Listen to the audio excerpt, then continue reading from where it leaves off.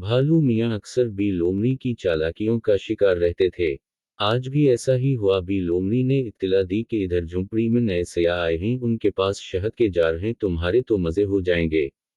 वो बेचारा लालच में इस तरफ निकल गया जिस तरफ का लोमड़ी ने बताया था, लेकिन कुछ दूर जाकर उसे अंदाजा हुआ वो फिर इसकी चाल में आ गया है, क्योंकि दूर दूर तक किसी झुंपड़ी का नाम वो निशान तक ना था। इसके पांव भी जख्मी हुए क्योंकि रास्ते में कांटे थे।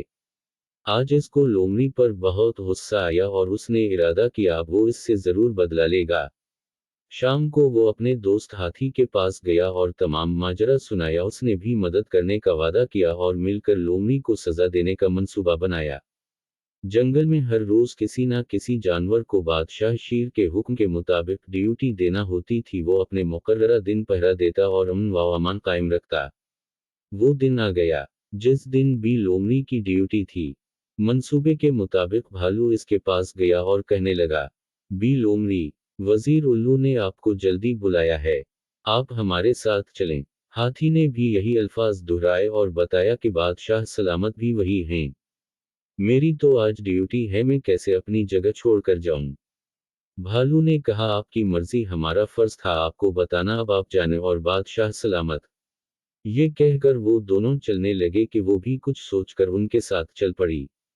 बादशाह का शाही घर काफी फासले पर था। वो तीनों आगे पीछे जा रहे थे कि इतने में भालू को अपने बच्चे की आवाज आई और वो अभी आने का कहकर चला गया। हाथी भी प्यास का बहाना करके दूसरी तरफ मुड़ गया।